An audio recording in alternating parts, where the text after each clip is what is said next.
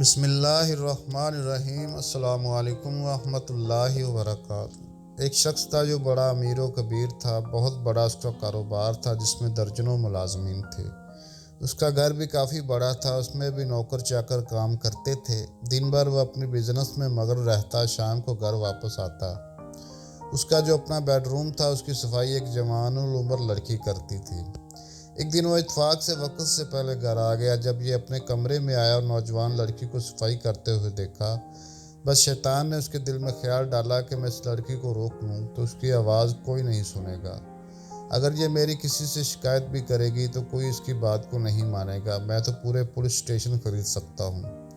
ملازمین سب میری بات مانیں گے۔ لڑکی نے دیکھا مالک وقت سے پہلے آ گئے ہیں تو اس نے جلدی سے جانا چاہا، تو مالک نے فوراً ایک زوردار آواز سے کہا، ٹھہر جاؤ۔ وہ مالک کے تیور دیکھ کر گھبرا گئی۔ مالک نے کہا، سب کھڑکیاں دروازے بند کر دو۔ اب لڑکی پریشان کہ میں کیا کروں تو کیا کروں، لیکن اس کے دل تقویٰ تھا، اللہ کا خوف تھا۔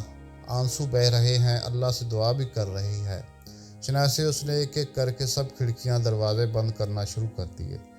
کافی دیر ہو گئی لیکن وہ انہیں نہیں آ رہی تھی۔ مالک نے ڈانٹ کر کہا، کتنی دیر ہو گئی، اب تک دروازے کھڑکیاں بند نہیں کی تو میرے پاس نہیں آئی؟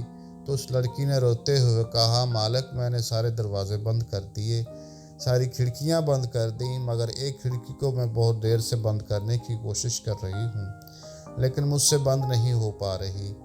تو اس نے غصے سے کہا، وہ کون سی کھڑکی ہے جو تجھ سے بند نہیں ہو رہی؟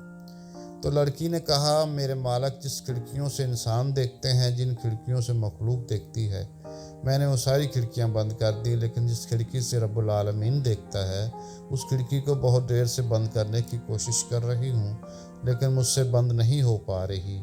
اگر آپ سے بند ہو سکتی ہے تو آ کر بند کر دیں۔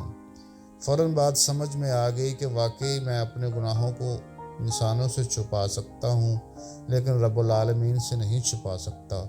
وہ اٹھا، جلدی سے وضو کیا، نماز پڑھی، اللہ سے معافی مانگی۔ ہم میں سے ہر شخص غور کرے، کوئی اپنی کھڑکی کو بند کر سکتا ہے جس سے رب العالمین دیکھتا ہے؟ تو پھر ہم جرأت کے ساتھ گناہ کیوں کرتے ہیں؟ تو پھر ڈٹائی کے ساتھ گناہ کیوں کرتے ہیں؟ اللہ تعالی ہمیں گناہوں سے بچنے کی توفیق عطا فرمائے۔ آمین ثم آمین۔